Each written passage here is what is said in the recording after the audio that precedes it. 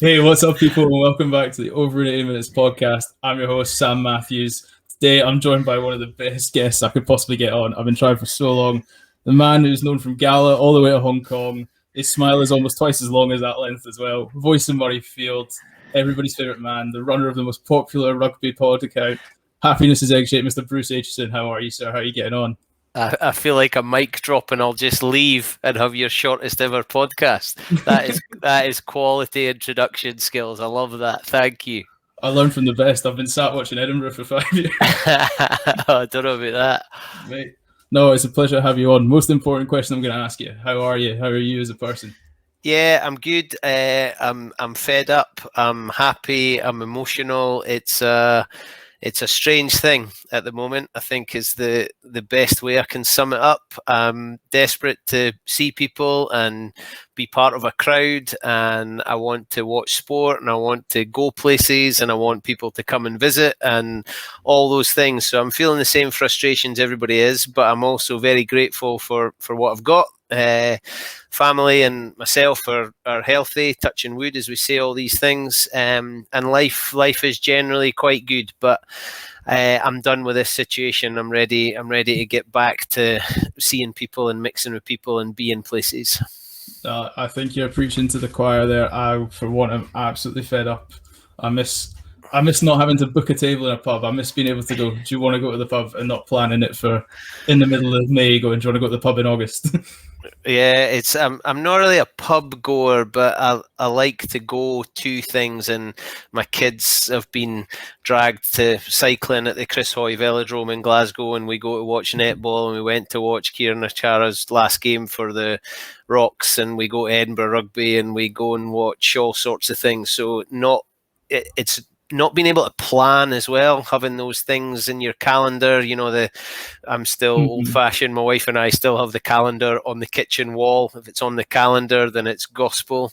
We should probably move on and sync some calendars electronically. But when people ask me things, I say, right, can I message you when I get home, because I need to check that on the calendar. So yeah, it's having those plans. Teachers, especially when your holidays are, you tend to fill them up with things, and that's not really been possible recently, but I think we're getting there. I hope we're getting there. No, I'm the exact same. Mum and Dad still keep the calendar on the wall, and I can do anything I want. I'll find it written there. That's how I know when my dad's free. I don't even ask him, just check the calendar. Check the calendar. You know when it's your night, and you know when it's wife's night, and you know when the kids have to be picked up and dropped off and do all those things. Yeah, it's the gospel in here. Exactly, one of the 10 extracurricular activities that they're running. Well, I think we need to invest in a helicopter to get them from here to there and back again, and then knowing where we're supposed to be, and then you speak to each other sometimes when you get a chance. Exactly. Honestly, I reckon there's a groove in the road between Peebles and my house where my mum's driven up and down to every rugby training, every. Yeah, it's the life of being in the Borders, when a lot of your attractions are in Edinburgh or around, and that's why kids are always desperate to pass their driving test in the Borders, because you're desperate to do it yourself. Save the money on the bus fare as well. Half your money for the day out spent on the bus fare there and back. Yeah, or mum's taxi. I'm not brave enough to phone my mum when I've missed the last bus. I'll sooner walk. Right, Bruce, by popular demand of the fans and the quotes of "this is the best part of the podcast, get to it quicker," we're going to start with the quickfire questions today. So I'm going to go against the grain. So it's going to be a simple, as soon as you get the idea in your head, you go with it, no thinking. And then if you say something that's controversial, I'll sit there and make you digest. I'll make you, I'll make you explain yourself. And we'll right, okay. Right, Bruce Aitchison's quickfire questions. Here we go. Simple start off. Tea or coffee? Coffee. Haggis or black pudding? Oh, haggis. Oh, correct. This is a personal one that me and producer Sean took great pleasure in. Lorraine Kelly or Louise Redknapp? Louise Redknapp. We're going to get back onto that later. I mean, you've pretty much come up and not saying pub guy, but night out or a night in?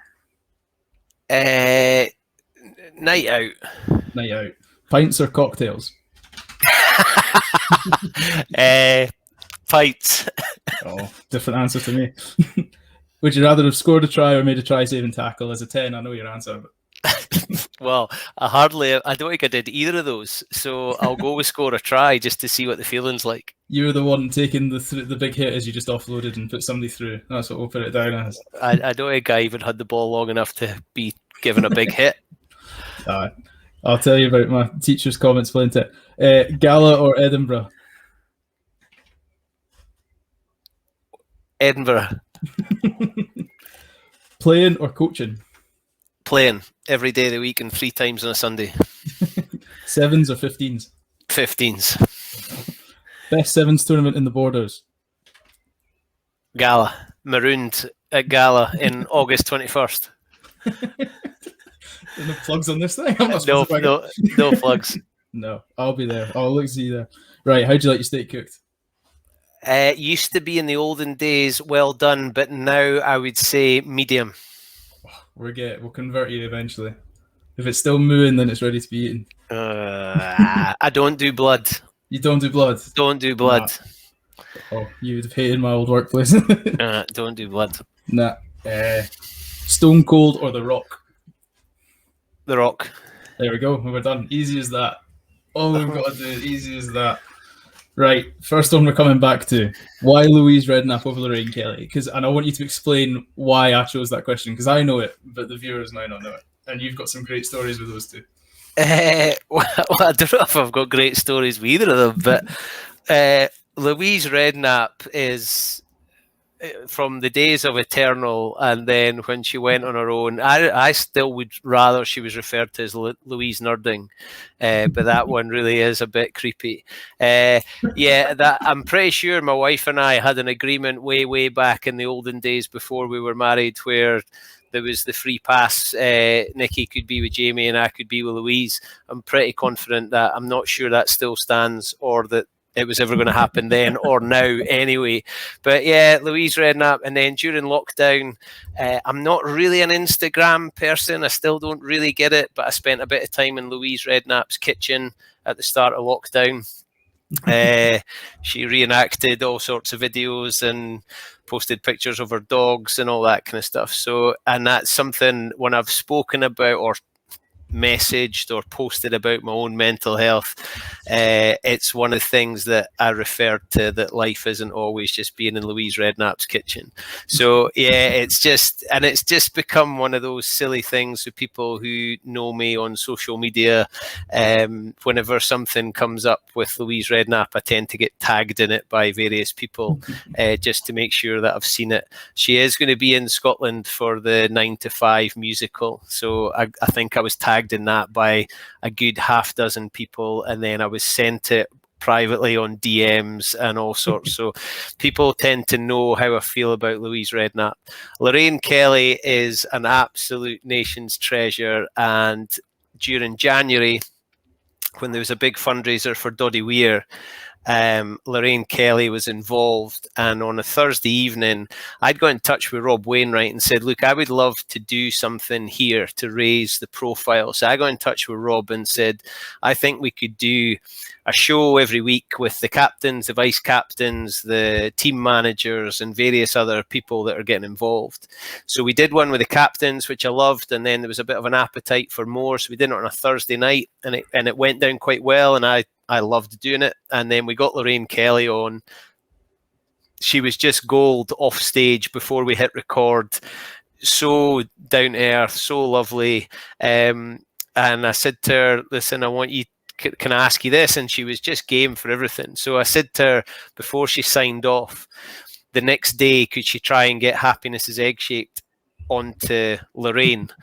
So sure enough, my phone goes bananas with people saying, she said it, she said Happiness is Egg-Shaped. And she said, I was talking to my pal Bruce last night, which obviously just gives me a big silly grin on my face because Lorraine Kelly said that I was her pal. And she said Happiness is Egg-Shaped. And then Andy Peters waded in with, I think he means the song by the Seahorses, but obviously I didn't mean the song by the Seahorses.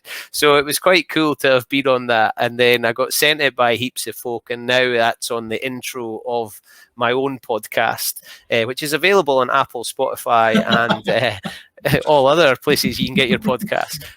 So it's on the intro. I've stolen your followers. You're wasting words there. All the people here are your followers.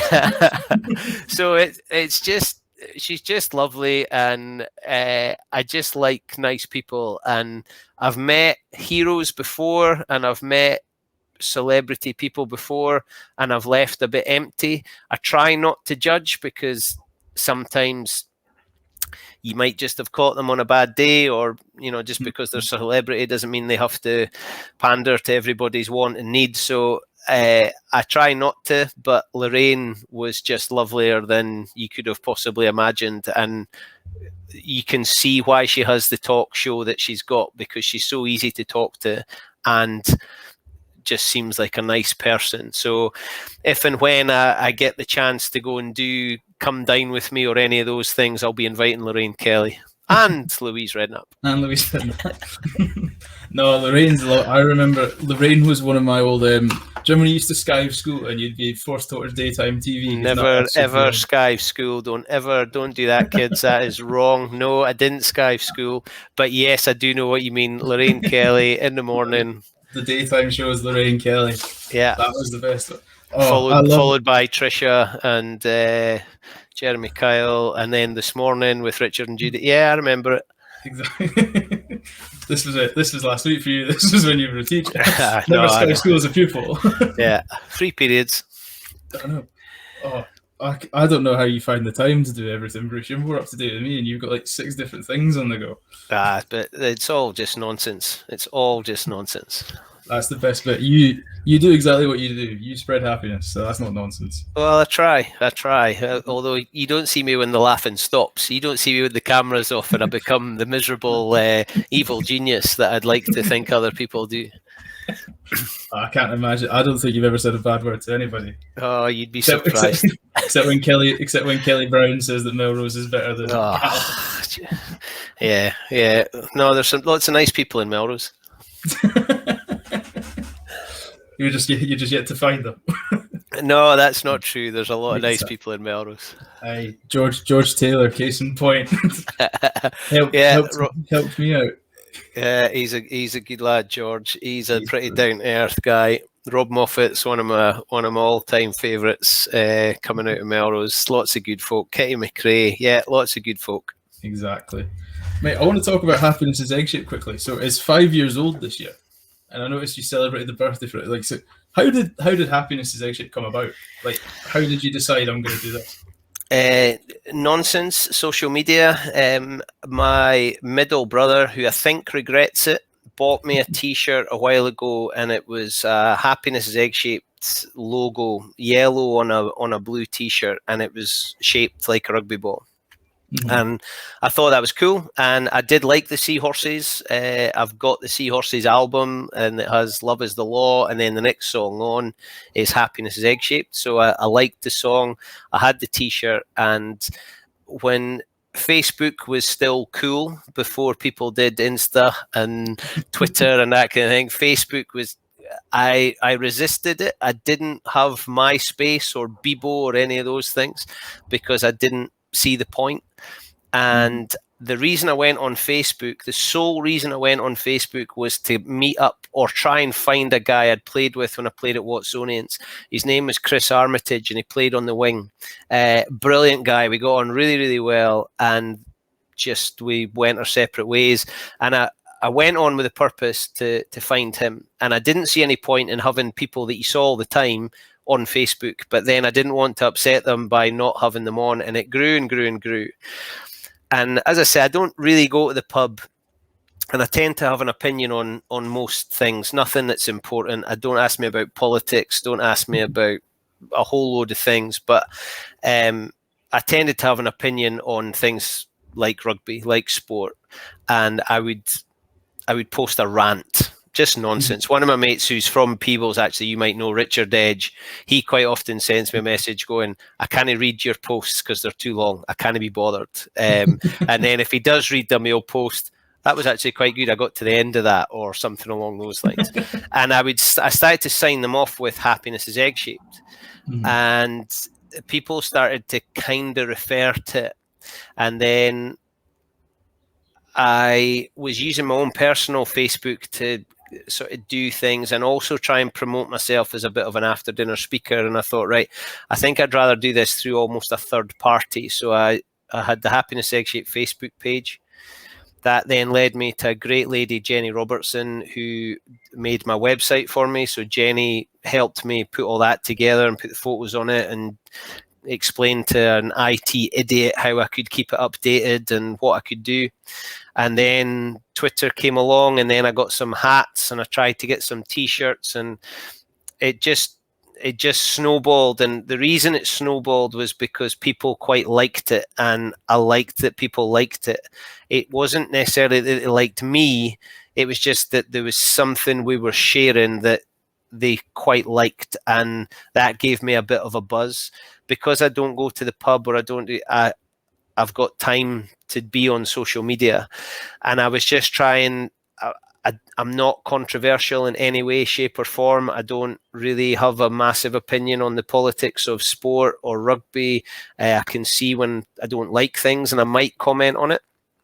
But I wanted to try and focus on the good stuff, the stuff that kept me going back. I've got no caps, I've got no medals, but I love the game. But the reason I love the game is because of the people in it, and I wanted to try and show that in the best light. And I've posted a couple of things that I've regretted and I've taken down. I've sent a couple of apologies to people because I was maybe a bit insensitive, not purposefully, but I could see why they were a bit annoyed. Not necessarily snowflake, not any, just that was never my intention. So I was happy to take stuff down. And then Sean, producer Sean, who you know and love and I know and love, has been up me for about a year to do a podcast, and I kept saying no. Who's going to listen? What am I going to do? Why would people speak to me? But off the back of working with Sean through the Doddy bit in January, I got the confidence to go for it, and I was delighted when people said yes. And talking to snowballs, it just grew and grew, and we've just had Jim Telfer, and we've had Ben Ryan, and we've had Gordy Reid, who was live and bonkers, and Jim Hamilton was brilliant. He said, yeah, I'll come on, but I need to get on now because I'm about to go exclusive with Spotify and all these kind of things. So people have been really nice and really generous. I've had 3 knockbacks. 3 people have said they don't want to be on, and that's okay. That's fine. While I'm sad that they're not going to come and chat to me and maybe use it as a way to promote goodness, that's okay. It's not for them. There's absolutely no pressure, but largely people have said yes, or yes but not now, we'll do it in future, and that's been really, really cool, and I've absolutely loved it. And I normally, when I talk, I see the reaction. So if I speak at a club dinner or if I'm hosting something, you can see the reaction, and I love that. I get a massive kick out of that. Having a podcast's a weird thing, because you don't get that, and there are more people listening to it than are sending me comments. There are people listening to it who have no idea who I am, which is also quite strange. And I if I don't listen to a lot of podcasts, but when I do, it tends to be if I'm going on a long journey, which I don't do often anymore, or I'm in the shower. So I think it's quite funny that people are possibly listening to me when they're in the shower. You should just, do you know what you should do? Just in your next episode, just be like, and for you that's in the shower right now, make sure you wash your back or something. Just send little random things. But no, because your podcast is incredible. Your podcast is, I've commented on your post today because today you actually posted about how you just came on this journey and you were going on about it. And I said it was a big inspiration because, as you put there, I met producer Sean through work. And he knew you, and ironically, he asked if I knew you, and you knew me. And we went, no, we only live 20 minutes apart. We've never met each other. Yeah. And then, but yeah, so Sean was the big inspiration behind this for me as well, to message him. So you go, you're spreading happiness there. You've encouraged somebody else to sit here and, like you say, talk to his computer and a microphone and pray somebody's laughing on the other end of it. And see that, and that's really cool. Like I don't know if I need it. I don't, like, you tell me that is a really nice thing for me to hear. Like, that's really cool. That wasn't my intention, but what an awesome side effect that you decided, right, I'm going to do this. Now, whether this doesn't need to make me money, or I'd love it. Like, don't get me wrong, I would love it to make me money, and I could this could be my job, just talking to people, but it's unlikely, and it's probably the same for you. But we're doing it because we enjoy it, and people listening to it enjoy it. Sean, I think, likes helping us. It's made the world a much smaller place as well, and at a time, you know, there's been a lot of luck along the way, and I'm a great believer in luck, but I'm a great believer in taking opportunities, and it's amazing how lucky you can be. And lockdown has helped because people have been needed things to listen to, so they've run out of the good things, like Jim Hamilton's one and Ben Ryan's one and Damien Hughes one, so it's like, right, next on the list is Bruce, right, we'll give that a go. So that's, but I'm happy with that, and I because I'm enjoying it. It's a bit like my rugby career. I've got no medals or caps, but I enjoyed it. You know, I'm not getting paid for doing a podcast. I'm not the top of the charts, but I'm enjoying it. So I'm going to keep going. And when the fun stops, I'll stop. No, it's exactly like you said. Like because I remember I messaged you. I think it was for your birthday, and I messaged you saying thank, because I think it's like you say, on especially on social. A lot of people are so quick to comment when they don't like something, and a lot of people comment when something goes wrong. Yeah. But and I was thinking this to myself. This was a couple of weeks before I started this, and I went, "When's the last time I messaged somebody just say, hey, that thing you did was pretty cool?" And I really made it a mission to do so. I ask kids to do that. It tends to be at the end of term. I say to them, right, not me. Don't message me. But what I want you to do is to send somebody an email to say thank you. Whether that's a teacher or whatever it is, send somebody a message to say thank you. The other bit to it is my kids heard me on the phone complaining to a helpline, and I really gave it to them. And I didn't swear, I wasn't abusive. I just said how ridiculous the situation was, and they heard me. And I didn't like that because they're not used to seeing that. My kids have had it's been pretty, not easy. It's been nice. They've not heard daddy shout or that's not true, because they quite often shout referee at the TV, because that's what they heard me shout on a touchline. But they've never seen that. And we were in a Pizza Express, and the waitress was going beyond what she needed to do. It was just me and the girls, and she was brilliant. She was so good. Brought them their stuff first and spoke to them and got them the crate, and I thought, right, here's a chance. I said, would it be possible to send the manager over? And the manager came over and said, listen, absolutely top drawer, great service, made us feel really, and the kids witnessed me do that, and I thought that was really important. And he said, yeah, she gets a lot of comments, she is excellent, thank you, but could you put that online for me, please, because actually there's not much I can do with it has to be recorded on. So I did, but they didn't see that. But at least the bit they saw was giving praise. And you're absolutely right, like, when do people go online to give reviews? When they're hacked off. Yeah, there's and like you're saying, I'm going to message somebody to say well done or thank you or that was nice. Those are great things. And I got a message for somebody I love to bits, Ali Little, who I taught with at Hoyk and is from Langham, Scotland rugby player, brilliant lady, Ali. And I'd said during one of the Doddy things, you know, send somebody a present, and she sent me a message saying, I'm sending this to a friend of mine because you, and I thought, that's cool. Like, that's whether she was the only person that did it or there was 100, I don't know, but Ali told me she did it, and that's cool. And using not necessarily influence, but just spreading that kind of positivity is needed, I think. And I'm happy to do it, and I enjoy doing it, and I get a kick out of it when people do it to me. When people are nice to me, it makes me feel good. So I want to be nice to other people. And I had a long chat with a kid yesterday, and I was saying to him that I remember reading a story. I lived in Hong Kong. I was a teacher in Hong Kong, and it was after 9/11, which is making me sound really old, but it was after 9/11, and there was a lot about the world and how do we make the world a better place. And I was telling a kid the story yesterday. I can't make the world a better place, but I can make my world a better place. And I read this story, and it was in Singapore, and this family had watched this old lady walk from home to the market every day and struggle with her shopping bags. So they'd put a bench outside, and they saw the lady have a rest on the way back with her heavy shopping bags. And I thought, that's cool. They've made the world a better place for that lady. But then what they did was they went out and they sat next to her and they heard her story and they made a connection. And on a hot day, they took out a glass of cold water with ice in it. And that is an amazing thing. They made their little bit of the world that was in their control a better place. That's cool. That's something we can all do. I can't deal with vaccinations, Donald Trump, Matt Hancock, I can't impact on that.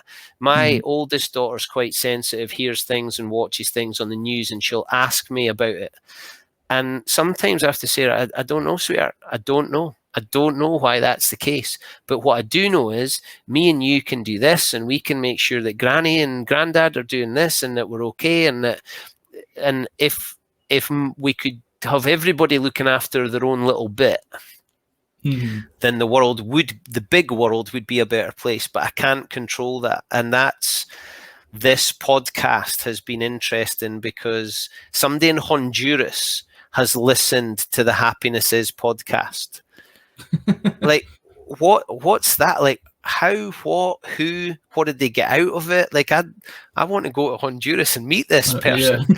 But that's far reaching. I was just glad that somebody in Selkirk had listened to it, but actually there's somebody in Honduras has listened to it. And I wonder what that's done. I wonder if it made them smile. If that was all it did, then I'm pretty chuffed with that. If it made them go and put a park bench outside for the old lady that was struggling with her shopping, then even better. If it made them send a present to somebody they played rugby with when they lived in Liverpool, that's cool too. So yeah, it's as you're hearing, I love to talk, but I get excited and I get passionate about those things. There's nothing wrong to talk. It's like because it's what you said here. Pretty much. So when I started changing my life around a little bit in the past couple of years, and I remember this one quote that stuck with me. It was from it was around it must have been the 2012 Olympics, because every sporting event I have of a memory seems to revolve around the 2012 Olympics, and it was the track cycling coach, and he went, I need to be 10 seconds faster, or I need to be a second faster or something. Like, I'm never going to find that one thing that makes me a second faster. But I know I can go away and find 10 things that make me a tenth of a second faster. So by the time I've done all those, I'm the second faster. So it's like you said, you do if everybody did a bunch of little things, it turns into one big thing. Yeah, and it really is that simple, yeah. People can stress a lot about those things, and I can't.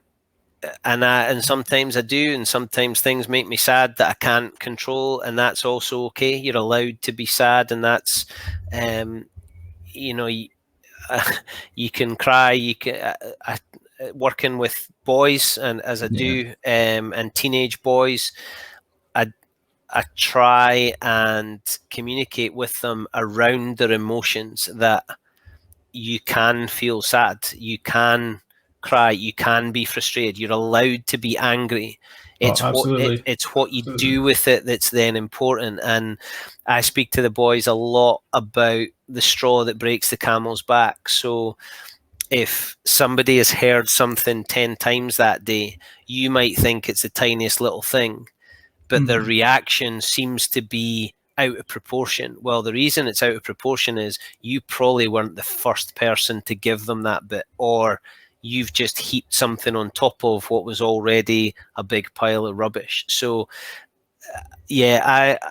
my two big things that I speak to boys a lot about are responsibility and kindness, and those are big themes that I think cover all sorts of other things, and teachers and coaches and managers and leaders in industry, they try and distill things, and then people say, but what about this one? And that's fine. But for me, it's responsibility and kindness. And I feel like I can almost work every situation or story or, solution back to responsibility and kindness. No, I couldn't agree. Like, on the thing you talk, like, especially as you say, you work with like young men, and it's like, there's nothing, like I say right now, like Sam Matthews, I'm 25. I like to cry some days. Nothing absolutely wrong with that at all. Like, it's like you said, the straw breaks the camel's back. Even just saying it out loud makes a difference to some people. And emotions are tough because you can't see them, and that's and the way you express an emotion the way we express emotions are different, and that then makes it difficult to read. I mean, humans are bloody complicated, and we really shouldn't be if we could be honest. And that's, sometimes I throw stats at classes. I've done this a lot in the time that I've been involved in the pastoral side of teaching, as a guidance teacher, as a deputy head, and as a housemaster.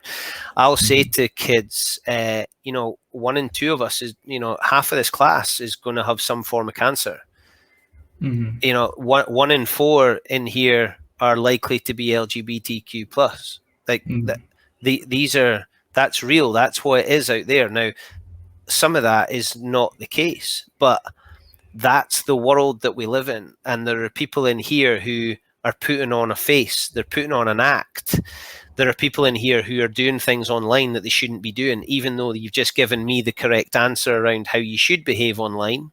Mm-hmm. And the emotion is the complex bit, the bit that makes it difficult. And emotions are so important for us to feel a sense of belonging and purpose. And, we want to be loved. We want to express joy. But for that, you also have to have those moments of sadness because it matters to you, and frustration probably because it matters to you. I think there's a difference between frustration and anger, and I don't often get angry, but it of course it happens. And as long as that behavior is managed and we can explain it away, or sometimes I have to say sorry, we move on. And too many people are holding too many things in, and it's important that we find mechanisms to try and get these out, and that people feel comfortable enough to talk about them or do them or express them or write them down or do whatever it is. And I don't have the answers, and I'm not a mental health expert by any stretch, but I'm an expert in my own mental health, and I feel like I'm close to being an expert with the people around me. And that's one of the bits about the job I do. And having been a teacher, I'm not the best teacher. I'm not the best coach by any stretch. Technically, you could dazzle me with all sorts of things. But my strength is I kind of get people. I can read emotion. I think I'm quite good at motivating people. I'm completely disorganized. If I was to move the camera and you saw my desk, you would think, what the hell are you doing? But people is the bit I'm best at, and the bit I enjoy the most.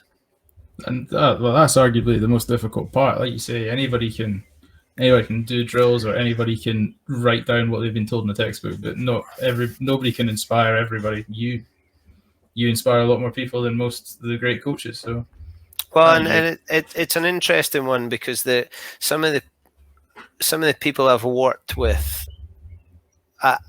when I became a head coach, I was absolutely desperate to be a head coach because I've always been critical. I don't mean that as a negative. I've always thought I liked that. I loved that. I wouldn't do it like that. I would change that.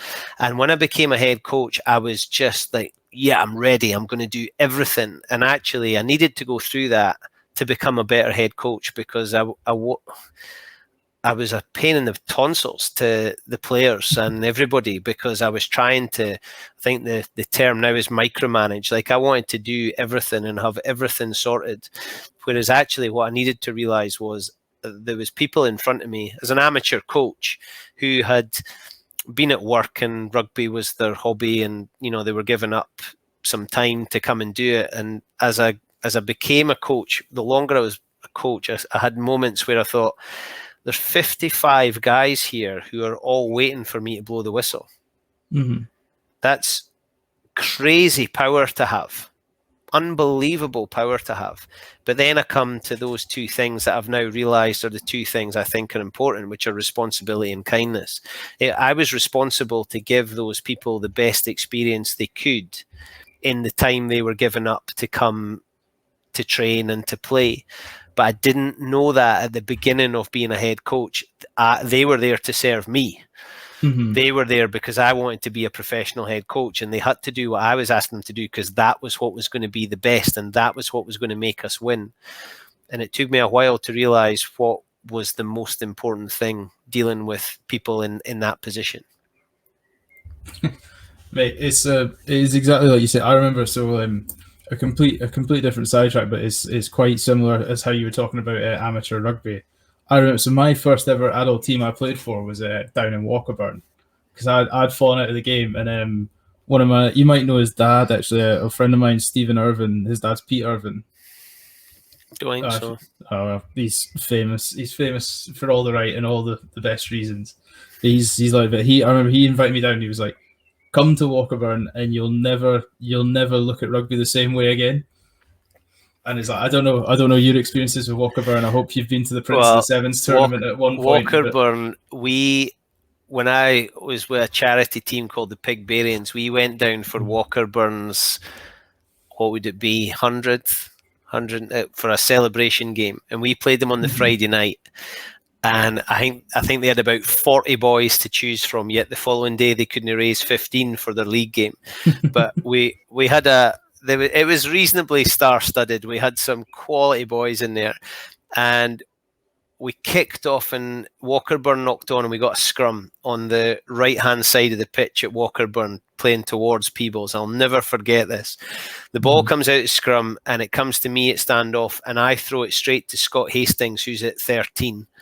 You took Scott Hastings to a Walkerburn rugby game. Scott threw it straight to Rory Cooper, who was on the left wing, who is Boroughmuir's all-time top try scorer, played sevens for Scotland. Brilliant guy, Coops.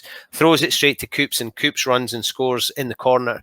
And as Coops dots it down, the Walkerburn 12 smacks Scott Hastings like 3.5 weeks after he's passed the ball. But he was able to say he hit Scott Hastings, but honestly, it was like the ref could never have seen it because the play had gone. And Scott sort of dusted himself down as he gets up, and I was just laughing because I just wanted to applaud the boy because he just put a late smash on a British Lion. Now, Walkerburn, but that's it. Walkerburn was full of people playing because they loved playing, and they just want, that's, you know, to me, rugby's my social event. So I say I don't go to the pub, but I would happily go to a rugby clubhouse. I'd go to training. I would, when I played at, when I coached at Boroughmuir, it was some of the happiest, but some of the, I don't know what the word is. There was some challenges, but when I was coaching with Steve Bates, who had been Newcastle Falcons, the Borders. Batesy was an assistant coach, and Ben Fisher, who's now in New Zealand working for New Zealand Rugby Union, but a Boroughmuir legend. So I was head coach with Fish and Batesy, and we would finish training, and the three of us would stand in the middle of a pitch at Megaland for ages. And sometimes it was so cold and so wet, we would just stand and chew the fat after training about serious stuff, about nonsense, about players, about game, about Scotland, about Scottish rugby, about what. And that was like, I'd get home at silly o'clock, and it's hard to explain what were you doing? We were just talking. There was no real purpose to it. Like it didn't necessarily make us a better team or club or coaches, but it was what we wanted and needed, was that social interaction. And my assistant coaches have often been, for the period of time I've worked with them, my absolute best mates. Ian Jeffrey, who was with me at Murrayfield Wanderers and a bit of Boroughmuir, who's from Leith but played with Selkirk. And whenever MD heard, "You're working with Ian Jeffrey," he was a dirty little man, because Jeffers was at a time where the hooker was small and mad. Cakes Robertson, who's now living in Dubai, Cakes was with me at Murrayfield Wanderers, and we were speaking to each other 3, 4, 5 times a day. We were at training. So my assistant coaches over the period, and I've had a lot of clubs and a lot of coaches because I'm probably difficult to work with. But we've built unbelievable bonds and shared experiences that, change it. The thing I miss, while I said playing when you asked your quick fire question, the thing I miss about playing is the changing room. That's, you can't replicate that anywhere, the changing room. And as a coach with Cakes and Rupeni, my mate, my Fijian mate, who's on the wall behind me here, he's now back in Fiji. We took it in turns before games. We'd always have a can of Coke because I love Coke. It's I'll never give up full fat Coke. But the three of us, we'd always have a Coke together, and we would take it in turns to go and buy the Cokes. And that's not really for social media. It doesn't really mean anything to anybody. And obviously, it wasn't the Coke that was important. It's a bit like when you say to somebody, "I'll meet you for coffee." Actually, the coffee. Well, to me, the coffee is not what's important. The chat is what's important. The can of Coke was just that little symbol that, for the time the boys were on their own, we were on our own in our little changing room with our can of Coke, chewing the fat. And those are bits I can't find anywhere else. You don't get those in a staff room. You don't get those, when you just bump. Those changing room moments are worth more than money.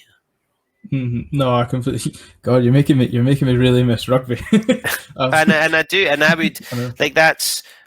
I can remember being at Gala as just out of school, thought I was destined for glory, and there would be guys in their mid-20s giving up the game, and I think, what's going on? How can you do that? But I get it. Life moves on. Priorities change, injury, at that time I was coming out of school, the game was going through that weird thing of amateur into professional, and people didn't really know what it was, and it changed the game forever. But I looked at them and I thought, I hope that's never me. But I've had some pretty dark moments when I came back from Hong Kong and I wasn't able to play because of a wrecked knee, and I was coaching at Dundee, but I was working at a school in Alloa, Lawrence Hill Academy, which I loved. And it's funny because Grant Gilchrist was there, Sean Kennedy was there, Glenn Bryce and Stuart Edwards were at Alloa Academy. So to have a 15, we joined with Alloa Academy.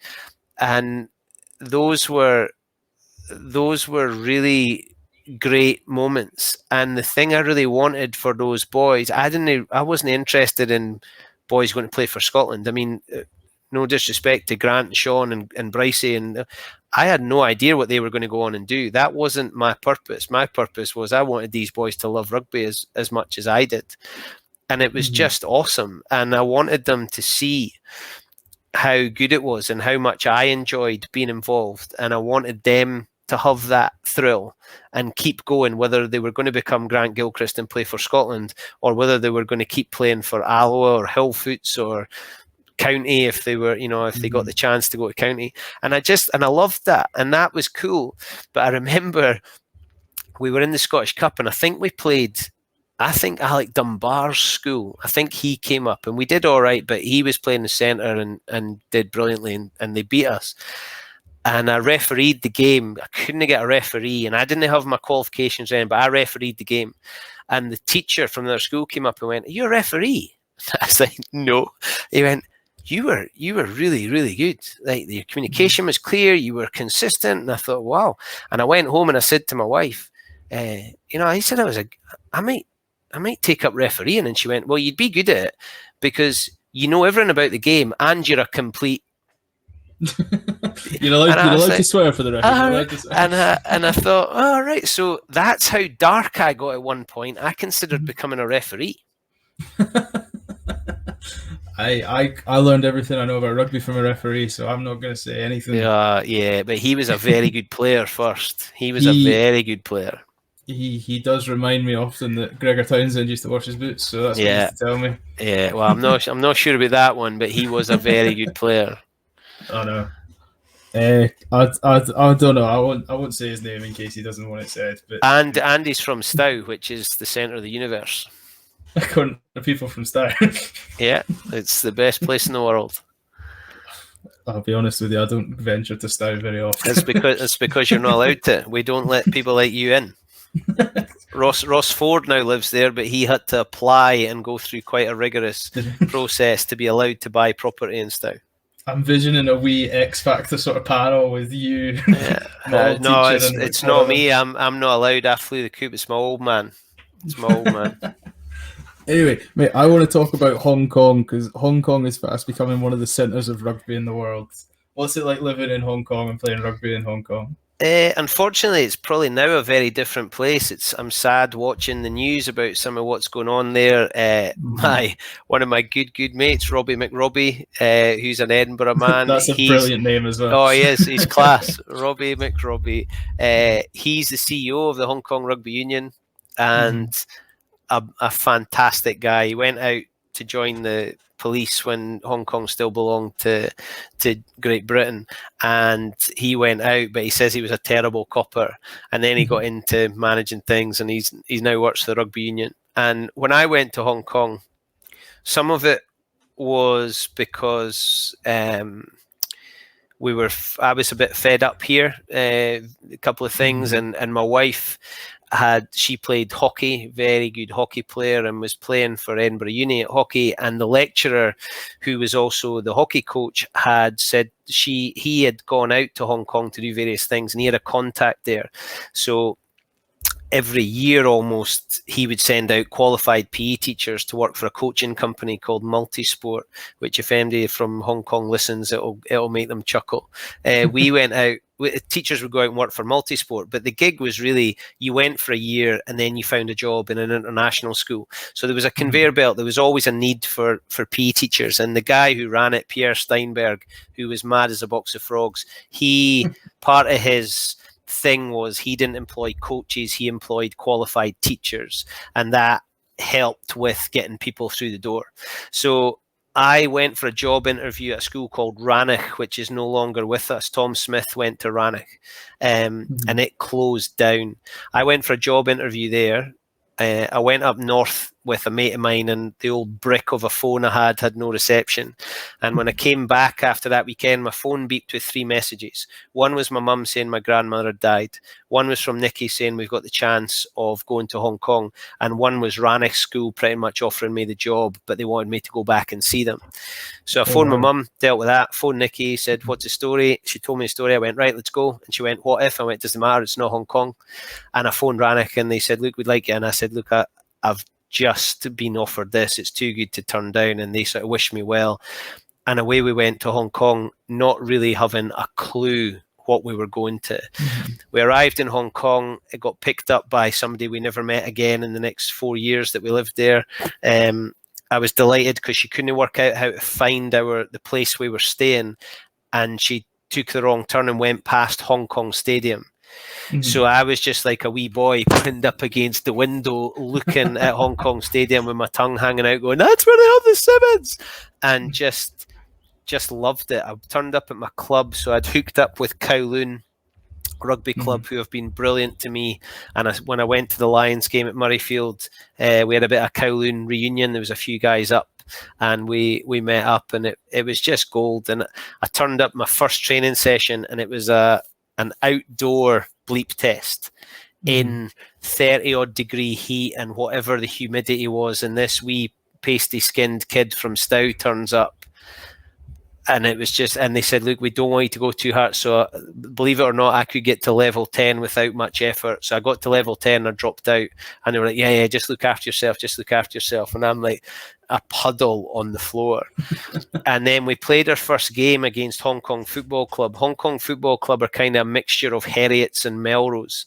And we were the poor relatives. And I had no idea any of this. And I turned up, and it was qualification for Asia, not Europe, qualification for Asia. So they decided they were going to run this Asian tournament, and I think the top 2 teams from Hong Kong qualified. And Football Club were one of the 2 best teams. There's Valley and there's Football Club, who are the 2 sort of big clubs, historic big clubs in Hong Kong. We turn up, I have no idea who they are. Everything I touched turned to gold. And that was the strongest team we fielded that whole year. I dropped a goal. I kicked everything. Life seemed pretty good, but I was so hot, so I was exhausted after. But we beat club, and everybody was going nuts. And so this is quite a big deal. We then get showered after the game, and you know what it's like trying to cool down after you've been hot, humid, playing in the summer. And I just figure, coming from here, that after the match you put on your brown brogues and your chinos and a shirt. And you're no. Hong Kong thong, sliders, shorts on, vest. And I'm So I am sweating buckets. And then we get to the Irish pub after for the after match, and I'm now cold because the sweat has now cooled. And guys are going to me, where are you going? What are you wearing? I was like, well, I just thought this was the after match. Yeah. And it was a big deal. We then never won another game that season. Mm-hmm. We got absolutely pumped every single. Sometimes we were pulling boys out the bar to come and play for us, but they were so kind to me and made me feel belonging to Hong Kong. And Hong Kong taught me a lot. And the biggest lesson, and when people say to me, what was Hong Kong like? To me, it was a land of opportunity.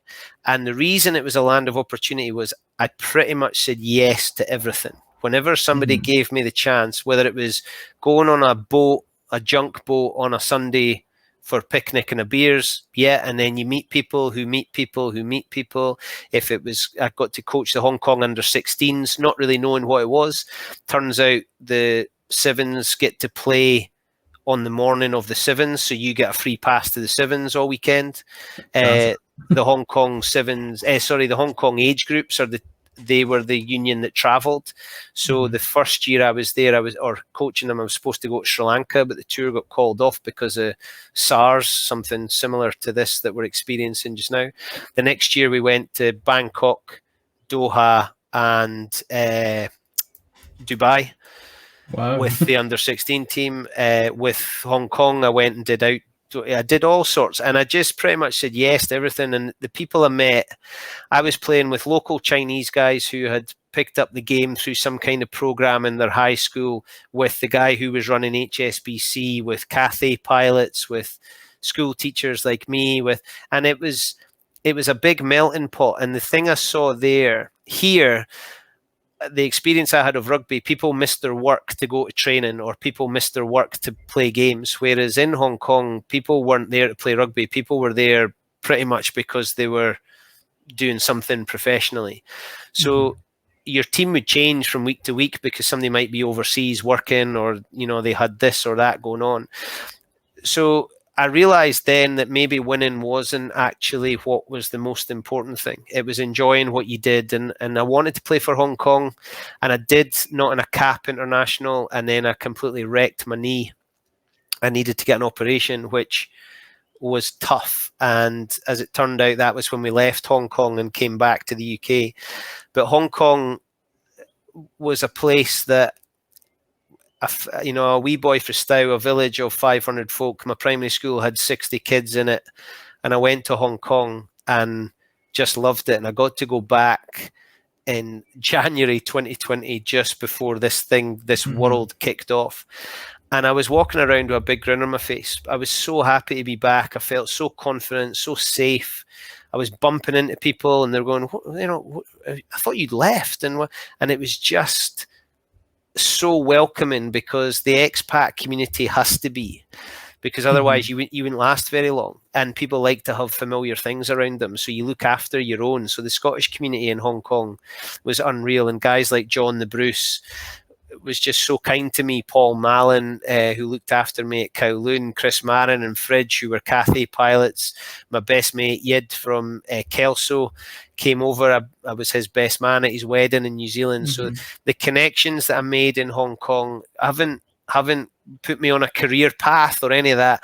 They've just brought me so much in social interaction, opportunities, looking after me, being kind to me, telling me wind my neck in, building me up as mates do, knocking each other down, but always with immense love for each other, because we found ourselves in the same place at the same time, kind of having the same experience. And I try and get people to realize how important that is. If I could change education, part of it would be that for 2 years after school, everybody has to disappear, or after uni, everybody has to go somewhere and do something. Because I then came back as a 25-year-old teacher, a bit more worldly wise. I would hate to think mature, but probably able to cope with things. If I'd been a PE teacher at 21, I'm not sure I would have been a PE teacher at 23, but because I went to Hong Kong and came back at 25, I was ready for a lot more. I was a bit more battle hardened and emotionally able to cope with my own stuff, the kids' stuff, teacher stuff, being told what to do and where to be, and taking on a bit more responsibility. So Hong Kong absolutely shaped me. Still love it. Still love speaking to people from Hong Kong. Desperate to take my kids. Really, really desperate to take my kids. It's changed from when I was there, as places do. I left in 2005, so I've been away for a long time, but it still feels pretty close to home. No, I loved Hong Kong. I only got to go for it was like a 4-day flyover, for obviously the tour in 2017.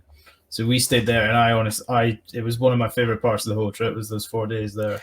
It's not somewhere I would have gone on holiday. I would have gone for the sevens, but it's not, and I've never had the chance to stop over there, and it's never somewhere I would have thought of. Whereas now, I could happily go for 6 months, and I'd be like a pig in muck. I loved it. We went, and it's one of our favorite stories to tell. At like the family parties when you tell stuff like that, and we go, "Do you remember that time?" And we couldn't find. And do you remember? Those little books you get in like all the Waterstones and places like that. And it's like top 20 insider things to do in Hong Kong. And we went to one, and we couldn't find this restaurant for love nor money, and we thought we'd found it. And to what this day I'm convinced it's just some little Hong Kong woman's kitchen, and she's just not had the heart to tell people to stop coming in. And we went in, and I took one look at the menu, and I was trying to be vegetarian before going to New Zealand, which was a brave choice. And I opened the menu, and there wasn't a lick of English. And obviously, like I couldn't. I just went, and we looked at the woman, and there was this one guy there that managed to speak a bit of English, and we just went, whatever's popular, we'll eat that, and we'll just pay for it. And this woman just brought out this feast for us, and she was like so happy to just see like people that had clearly never seen Hong Kong before. And she was just like, "No, you're having this, you're having that, you're having that," and it was so much fun. I'd love to go back for it. Like I'd love to go with somebody who knows the place. Yeah, and go, this is where you're going. When my older brother came, and he wanted to eat out every night, so he was staying with us, so he wasn't paying accommodation, so he'd pretty much decided, right, we're eating out every night, and he'd picked in a Lonely Planet or a whatever it is, rough guide, he'd picked where he wanted to go. So the first night we took him to the place that was our first meal out, the American Peking on Lockhart Road, which is now closed, which breaks my heart, but that we took everyone there. Whenever people came into town, we took people there. And it was the first meal we had, and it was the last. We went back there before we got on the plane to leave for good. We went there for our last supper. But my brother had us, we were all over the place trying to find this. Like, it must be here somewhere. Yeah. Turned out the building had been bulldozed. So the restaurant wasn't there. So we ended up taking him to the Mongolian barbecue that we'd found. But yeah, at Hong Kong, the food there, if you're brave, it's amazing. If you're willing to go and try things, I drew the line at the chicken feet. I wasn't a fan of chicken feet. Oh no, you've got to try this stuff. The place I used to work, our specialty was chicken hearts. Oh yeah, I'll go with that. But the chicken feet. Not the feet, no. I liked my not party trick, but when we used to go to Lam Island or Chung Chau, some of the islands, and you got all the seafood, and they would always serve the fish with the eye, but the eye was supposedly a delicacy. But to us idiots who were just young and drinking big bottles of beer and throwing peanuts at each other, it was the big gag to eat the eye. So that's what I used to do, was eat the eyeball. Oh man, I love my food. I will try anything. Like there's no, like, somebody's cooking it for a reason. It's gonna be good. Yeah, and Chinese food here is not Chinese food in Hong Kong. Yeah. Oh no. It's a very different thing. What was that Kevin Bridges joke? Where's the yelly stuff? Right, I'm going to move on. I want to ask you about hosting and being the voice of Murrayfield, because that's where I met you from, is where I heard your voice from, and then it's when I put the two and two together and went, you must know the guy that voices Murrayfield to producer Sean. He went, yeah, he's one of my best mates. Yeah, so it's... how did that come about, hosting? Being a host and the after dinner speaker, how did that all come about? Well, I've always wanted to be an after dinner speaker. When I was a kid at Gala Academy, my best mate Pete Coburn, his dad was a Gala YM man, and Gala YM had the big dinners in Gala when I was a kid. So the volunteer hall, which is right in the middle of Gala, seats, I don't know, 300 and more people. And Gala YM would have these big proper rugby dinners with, rows and rows of tables, and then a big top table at the top of the hall. And kids like me, because of Pete would get his mates to be the glass collectors. Oh, I know those. Like we do them at the town festivals. The rugby boys used to do the Beltane festival. Yeah. No, that's exactly it. So and then you got great tips at the end, because everybody, after they'd had their kitty, just gave you what was left, and you split that. And at the end of the night, you got a pint or a couple of pints, and it was just. But the thing I loved was standing, listening to these guys up the front hold court of all of those and make them laugh. And I just always thought I'd love to do that. Like, I would, as you can guess, I would love to have been a stand-up comedian or a presenter or a something. But I watched these guys and I thought, they are amazing. I just loved it, and ridiculous, and they were rude, but some of them had caps and some of them were British Lions, and I would love to do that. And when I was in Hong Kong, because I said yes to things, I got to do bits and pieces of hosting, and because they were always looking for people who were available and free, that tended to be me. So I volunteered for things, and I look back on it now and I think, God, I would have been hopeless. One of the first things I had to do was with Joe Bugner, and Joe Bugner made fun of my first name being really short. And I was like, hang on, Bruce, Joe. And it's like the whole place just exploded, and I thought Joe Bugner was going to knock me out.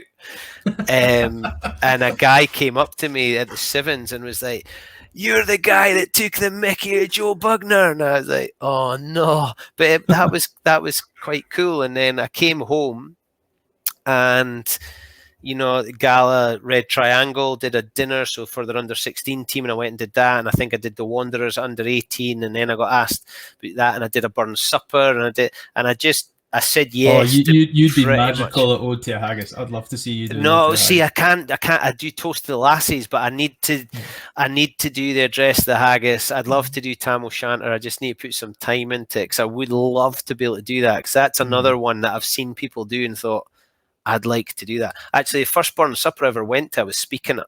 I'd never been to a Burns supper, and then I got asked to do the Toast to the Lassies. But I just said yes to everything, and I was always of the feeling that, well, I probably thought I was doing okay, but actually I needed all those to become anything like better. And then I started to get asked to do that rugby club, and then this rugby club, and I just loved it. And I loved it because it's not like stand up where that's what you're there to do. You're there to talk, and because those people tend to be people who they know where you're coming from, and they're not necessarily there. There has been heckles, but not many. They tend to be there to have fun, so they've already bought into the fact that you're here to entertain me. So I'm gonna get on board with that. So I love that feeling and that atmosphere.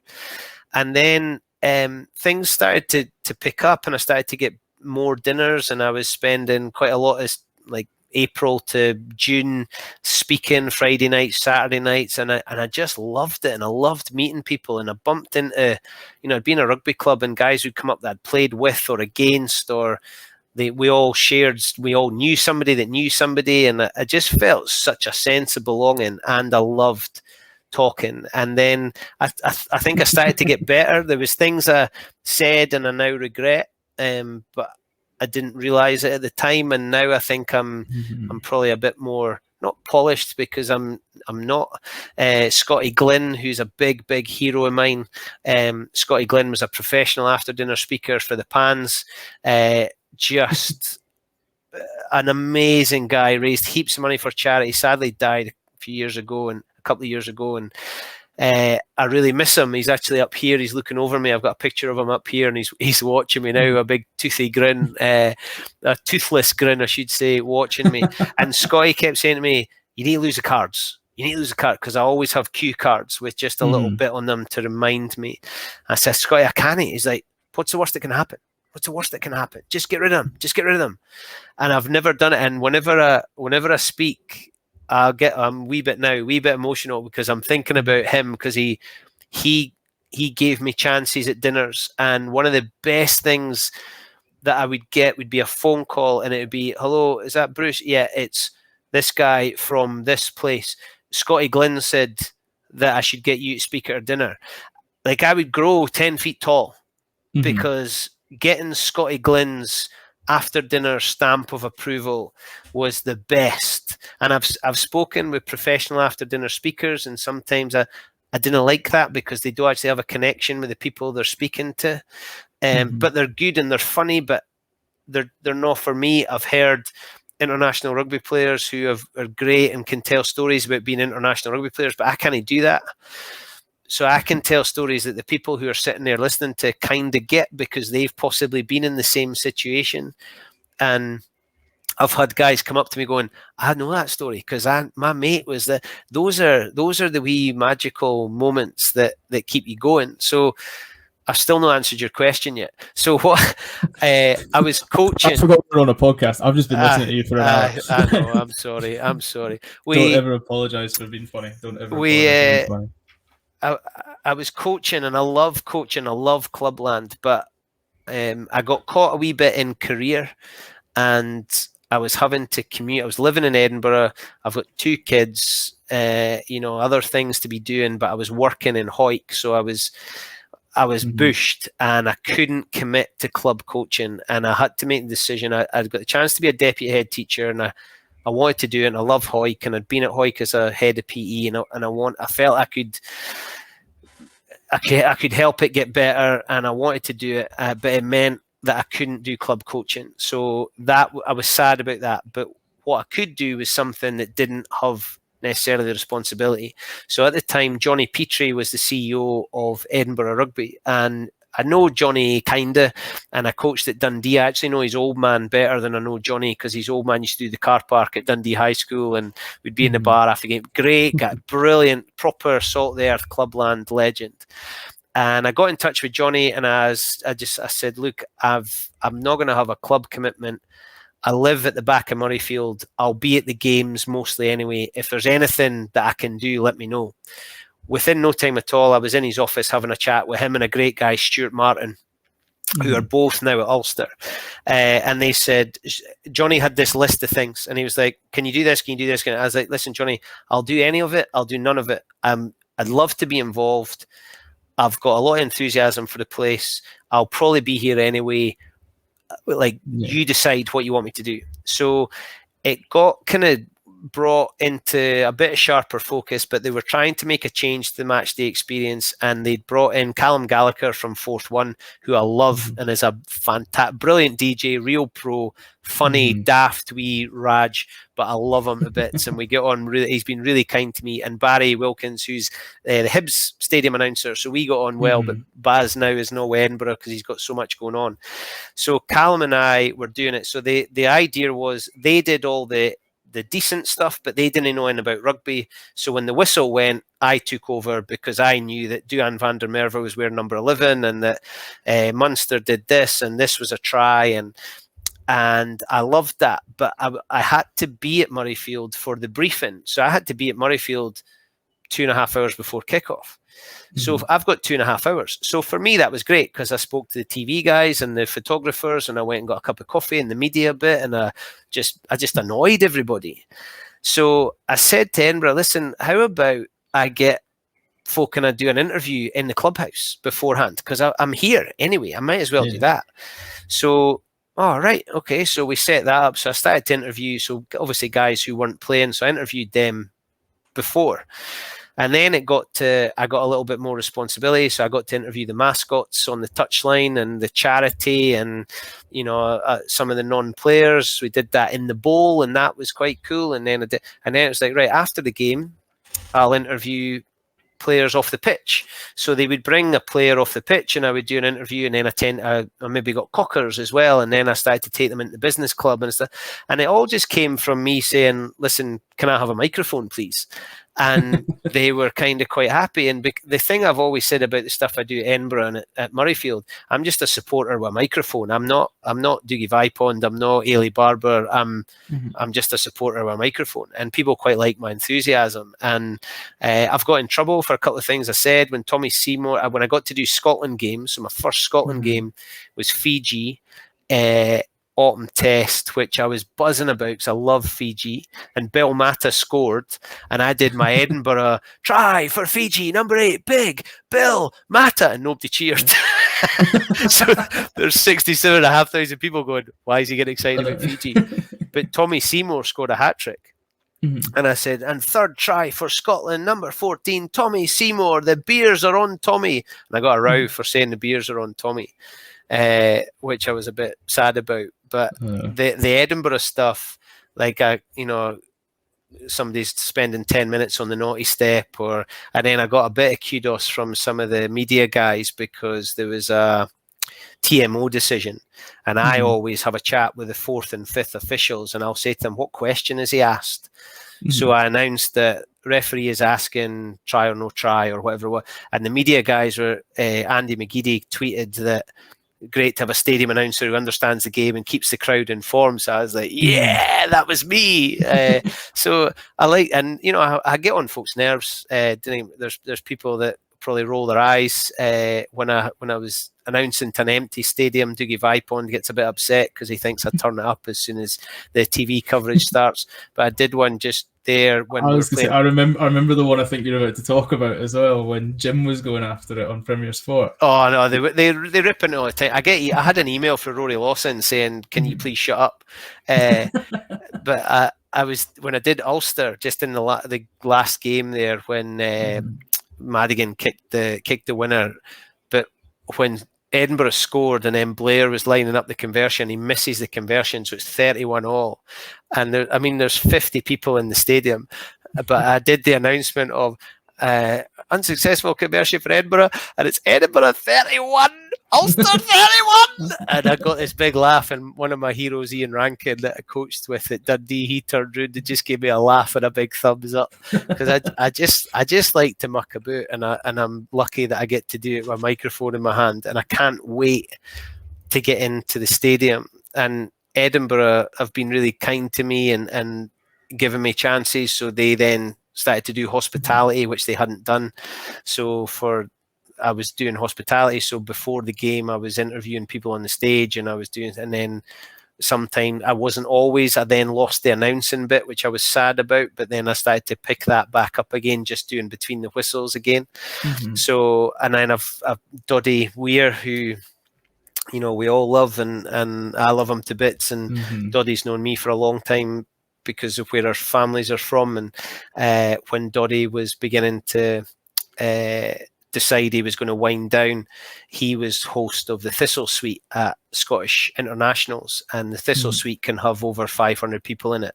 And in discussion with James Nicholson, who was then head of hospitality and has now moved to Australia, they were looking for somebody to take over from Doddy. And they went through this person, but obviously the bigger the name is, the more in demand they are of things like TV and radio. And I then got a message for James saying, can we have a chat after an Edinburgh game? And he'd seen some of the stuff I'd done at Edinburgh games. So I met Jim, and he said, listen, here's the story, but you'll know what it's like. I was like, I've not been to hospitality. So I got invited to the hospitality for the Fiji game that I announced that, and got to see what Doddy did. And I'm just sitting there thinking, you want me to do this? Like, are you kidding me on? This is Doddy Weir's show. So the way it worked was Doddy and I did it together. And I was just Doddy's, like, he just took the mick, but we had a brilliant laugh, and he was so kind to me, and we did so much together. And we interviewed people. We both got in trouble, actually. We had Xander Fagerson, and I forget who the other squad member was. But the week before, Matt Fagerson had lasted 20 minutes against Fiji and gone off injured. And the following week against, South Africa, we had Xander and another player, but I forget who it was, on stage before the game. So we've got 500 people there for hospitality, and Doddy and I on stage with 2 Scotland squad members. So I said, Xander, so your brother lasted 20 minutes last week for Fiji, and you've got a big moon boot on. Are all the Fagersons soft? And the place laughed, and Xander was like, oh no, my sister's quite hard, and we just had a bit of crack about it. And then Doddy turned, and I wish I could remember who it was, but Doddy turned to somebody else and went, so why are you not on the squad? Is it because you're not very good? And of course the whole place just laughed. So, but then the two of us got in trouble. And now we have to just be not careful, but we just need to maybe be a little bit more respectful to the players. But Doddy then had his last game against Wales in the Six Nations, and we had a big send off for him, which was an amazing thing to be part of. And then it kind of became mine, and that's. I feel very, very honoured and privileged to do it. I've met some amazing people with Brian Habana and young Johnny Beattie, who is a class act, and I've met lots of good people, and one of the things that makes me pinch myself a wee bit when I come off stage, or I was Doddy's photographer. People would come and want their picture taken with Doddy, and I would get the phone and I would take the picture. And then these people have come up to me and said, "Can I get a picture?" And I was like, "Yeah, who with?" And they're like, "No, with you. Like, you're like, your happiness is egg shaped." Yeah, but why do you want? Like, what's that? But it's if it means something to them, then that's cool, and I'm happy with that. And while it feels uncomfortable, and I'm not sure who they're showing that picture to, but go for it. And that's, a bit like I was saying before, when you meet somebody, that's the only little bit of snapshot they're getting of you. And I kind of want them to leave with a decent impression, selfishly for my own bit, but also hopefully they've left feeling a little bit better for themselves as well. No, I think I backed it. Yeah, exactly that. What you said. I mean, Doddy was the guest speaker at my last rugby dinner I was at all those years ago. It must be about 5+ years ago now. And I remember, and it was like you said, it was the Doddy Weir show. Like, you could have heard a pin drop, because everybody's like, it's like all the forks went down, all the cups went down, nobody went to the bar. It was you sit and listen to Doddy for an hour, and I thought, it was amazing. He didn't know a single person in the room. And he had a joke for each one of the people, and he just went through them. And I think it was like he managed to say something that you'd forgotten about yourself. It was that funny. He's just the thing that I think people have forgotten is that Doddy was a really, really good rugby player. Yeah. Because he's now become Doddy Weir. He's become this persona, rightly through a lot. But people, I think, there are people who never knew Doddy Weir as a rugby player because they don't remember the 97 Lions. They don't remember Doddy playing for Newcastle or, playing for Scotland. They don't remember that. Doddy was a hell of a good rugby player. So he'll tell you, if you spend long enough with him, he'll tell you he scored 2 tries against the All Blacks. But I can't tell those stories, but Doddy is able to tell them without an ego, without a look at me, everybody. They're almost matter of fact, but he likes to bring them up every now and then. And, he would take the mickey out of me for never having done anything, which is absolutely true. But he doesn't do it.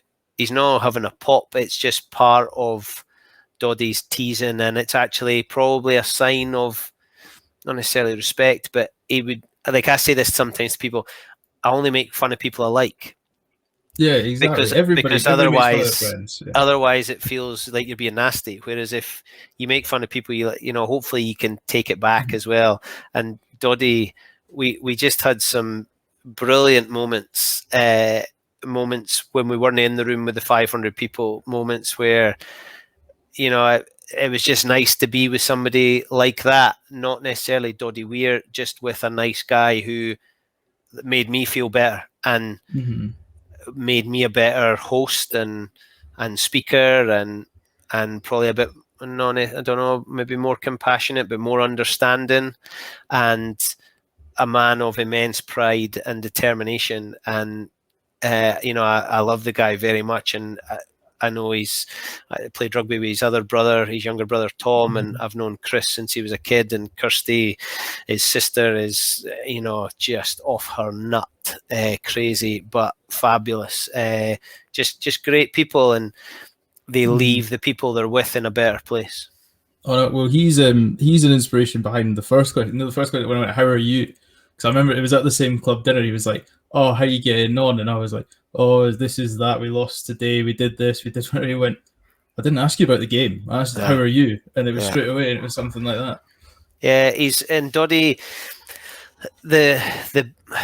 I could talk about Doddy Weir for a whole podcast, but Doddy, when people wanted a photo, He asked their name, where you from.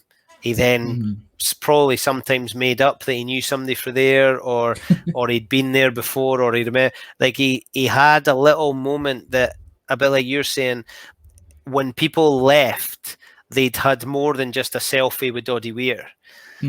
And that's probably one of the difficult things for people like Doddy, because everybody knows Doddy Weir. Doddy Weir doesn't necessarily know everybody. But when he's spoken to you, he gives you the impression that he did, and he took time to, like, you, how are you? Not how's the thing that's revolving around you, but just how are you? And where are you from? And, you know, he leaves you a smile, and there's a wee joke, and he'll have a pop at almost anything, as well as himself. And that's another thing that endears him to people, because he's willing to have a chuckle at himself.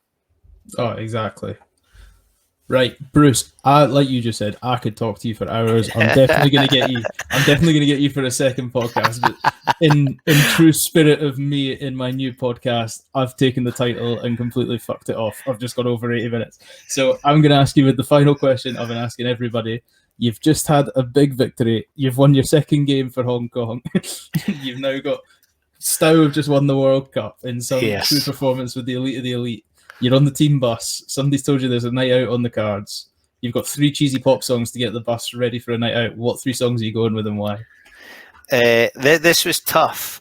Talking to Stow, I remember we did a pre-season game down in Dumfries, and it was at the time of the day we caught the train by, what are they called again? Ocean Colour Scene. And that just got played on repeat. That was messy but fun. Right, so I love Drops of Jupiter by Train. But that's a solo for me. No, that's not. That didn't make it in the top 3, but that was a contender. Yeah, I love Piano Man. Piano Man is just beautiful. The Gambler is so close to being in, because one of the best renditions the Gambler ever saw was Neil Dimmock, a prop for Dundee, who did it after we won the league at Murrayfield Wanderers, and it was just, oh, that's a lie, it was Mandy, and then the Gambler came back. I think it was Kenny Blythe. Brilliant song, love the Gambler. So because I like a sing song, I like people to engage. Now, you were talking to me, I think you meant sort of pop songs. So the first one I went with was Wonderwall. Any song will do, any song. Wonderwall, because I like that can last for a long time, and you can repeat and you can keep it going, and most people know most of the words. So as you get to the end, we can have said maybe you're gonna be the one that's, and that can just go on forever and ever. So I'd start with Wonderwall to get everybody in, and then because I love Doogie Vipond and I'm totally biased, and I've got my that shoulder, I've got my Deacon Blue signed over here, I would go with Dignity, because we're in Scotland and why wouldn't you? So absolutely, that gets people going. And then I chewed over this one for a while, but I thought, no, Hibs won the Scottish Cup. In Hong Kong, this used to go off. If people knew you were Scottish, they would play this.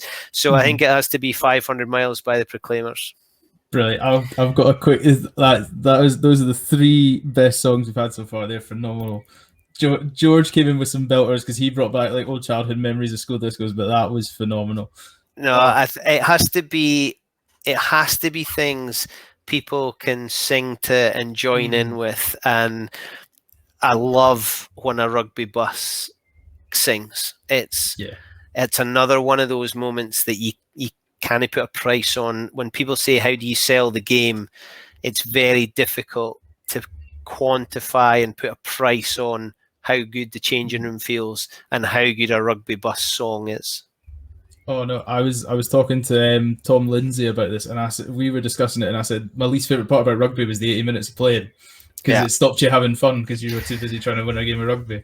Yeah, and there were days where you wanted the whistle, and there were days there's games I've played and coached that I wish were still going, but you know the game was then analysed through the most rose-tinted spectacles for however long afterwards, and in the clubhouse where, you know, that thing that does the rounds on social media every now and then, no great story ever started with, so we were having a salad, Yeah. You know, the stories that started in a clubhouse and the stories that started on a bus, and I'm not talking the ridiculous things and the, you know, having to pour people off. I'm talking those proper moments that you share with people that you're bundled together with for those moments, and you sing a song in, not in harmony, but you get what I mean, all at the same time. Yeah, And the belly laugh moments are the ones. yeah, and the feeling you get, I think that's what people miss when you hear about retired sports people. I'm not sure it is the competition or the medals or the winning. I think it's days spent at training, afterwards having a pint, having a cup of coffee, meeting up with them, what happens in the changing room, what happens on the, those are the bits I would pay for. No, absolutely. I would take a cold, wet Thursday afternoon and walk about any day, just for the stories. You see the workies come in, and I'd live for those moments. When I played football for Stow, I remember when we would play against Eyemouth, and the team could be completely different because they were out in their fishing boats, or the kickoff was delayed while we waited for the fishing boat to come in because they were still missing 3 players. And those were, you know, playing amateur football, playing amateur sport anywhere is such a great collection of humanity. No, it is. Right, Bruce, I'm going to have to stop because otherwise I'm going to find another topic, because I want to talk about Hibs, I want to talk about Scottish Cup, I want to talk about musicals. I'm just giving away teasers for the second episode now, but because, right, Bruce Aitchison, where can they find you on social media? What's the podcast? Because, right, this is the last bit I'm going to say. I'm going to look directly in my camera. I'm not even looking at Bruce anymore. If you have enjoyed this podcast, this isn't even half as good as the stuff Bruce talks about on his. So you've got to go and find Happiness Is a Podcast, and that's the one. That is the one. Bruce, give them all the socials. Tell them where to find you. You're a gentleman. They'll find me Happy Egg Shaped on Twitter, kind of on Instagram, but I still don't really get it because I'm not down with the kids yet. Facebook's probably home. Happiness is Egg Shaped, and then the podcast. Yeah, it's Happiness Is Podcast on all the places you get podcasts, and you can subscribe on YouTube and watch the video too. Although I don't know if you want me in your ears or your eyes, but there's a chance for both. Quick advice: listen to the Jim Hamilton episode and wait for the story about Alan Jacobson. I almost got sacked. I laughed that hard in my office that day. Chunk fitted my boiler. Did he? Yeah, he's some boy. He is some boy, Chunk. He is unique. He's a hero. Right, everybody, thank you for watching. Make sure you comment down below. Make sure you follow us on Apple, Spotify, everything that's there. Leave a like rating. That's the one that gets us really far. I'll get people in Honduras listening to my podcast. I got somebody in Germany today on day one, and I don't know a single German person, so that's impressive. Right. Nice. Anyway, usual caveat, any constructive criticism is always welcome. If you're just going to be mean, make it funny, and then at least I get some retweets that way. And that's how we live. Stay safe. As me and Bruce discussed, go and make somebody smile. Just make somebody's day. Right? Stay safe. Bruce, say cheerio. Nice one. Happiness Egg Shape, right. Folks. Thank you. Exactly. Cheerio. Thanks, Stay Sam. safe. Bye.